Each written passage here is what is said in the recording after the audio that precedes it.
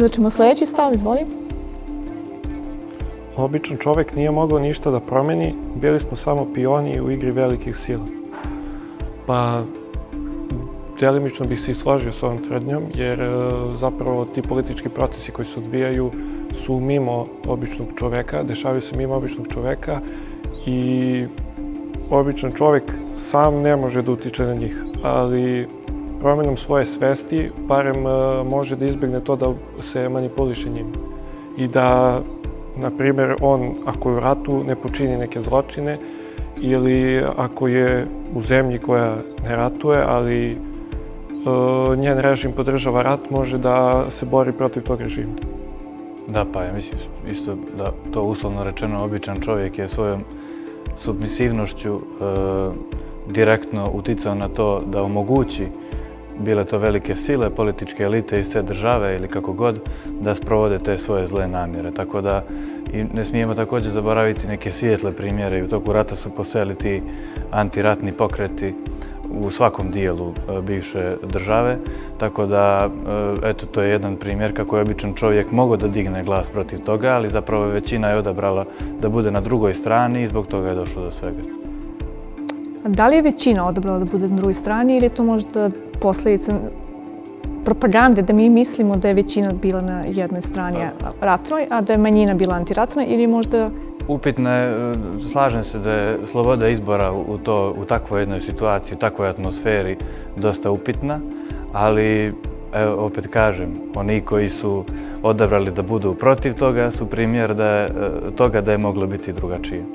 Ne znam, po meni, ne znam koliko je to većina, zato što sad definicija šta je po nama običan čovjek i kao zašto su ljudi na većim pozicijama ili političkim pozicijama nisu obični ljudi. Mislim, po čemu se oni sada to toliko razlikuju od nas. Razlikuju se u moći i kontroli i ono što bi rekli za običnog čovjeka jeste da možda baš zato ta submisivnost nastaje iz tog nekog neznanja, nemogućnosti, prosto, kako da kažem, da su nam prosto mali izvori informacija, mala iskustva, da prosto ljudi na većim pozicijama nam to ni ne dozvoljavaju i nije da oni nemaju kapacitet za nešto drugo, nego prosto nisu odrasli u uslovima gdje im je to pruženo, niti će moći da im bude pruženo.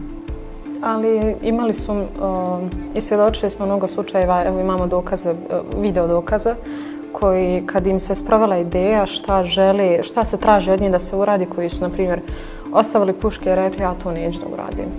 Sad, da je to reklo bubam 2 milijuna ljudi, gdje bismo bili?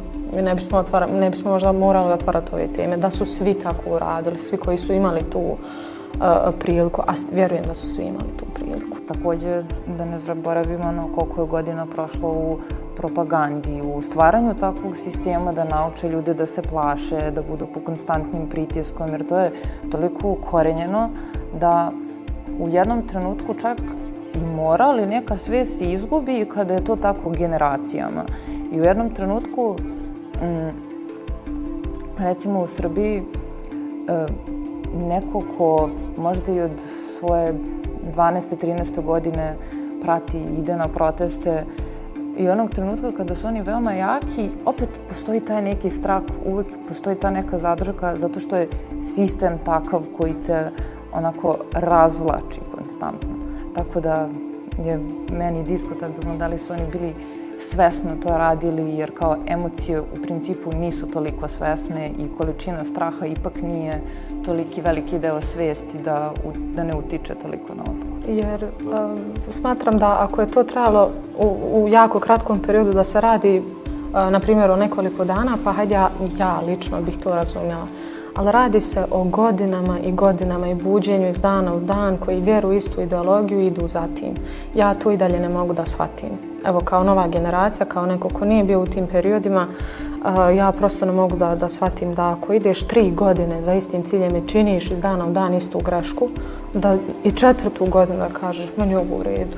Ja se slažem. Mislim da je za to kriva upravo manipulacija emocijama, jer da čovjek kritički razmišlja i razumno, da se to ne bi dogodilo. Ali ovo je nekakav osjećaj, perpetuiranje osjećaja ugroženosti, da si ti nekako primoran i da imaš osjećaj da ti moraš obraniti svoju državu i da to radiš iz ispravnog cilja zato što to biva legitimirano. Ili postoje mnogi slučajevi koji jesu prihvatili tu ideologiju, tako su pod navodnim znacima hranjeni.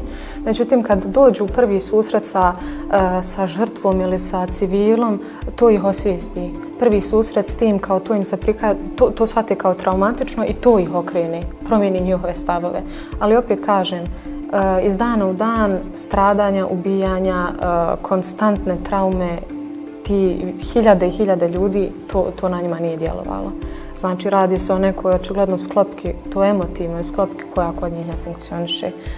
Na to sam se... Mislim da smo sad ušli u neke duboke vode i upravo sociologija i politička psihologija kao disciplina koja je nastala, odnosno doživjela ekspanziju nakon Drugog svjetskog rata, je upravo pokušala da da odgovor na ta pitanja. Jer ljudi, pogotovo poslije najkrvavijeg rata u istoriji čovječanstva, Drugi svjetski rat, isto tako nisu mogli da shvate kako je neko tako slijepo slušao vođu i ideologiju i takve zločine vršio u to ime. Tako da ne znam da li smo i do dana današnjeg dobili valjane i prave, adekvatne odgovore na ta pitanja, ali eto, svakako zanimljiva diskusija.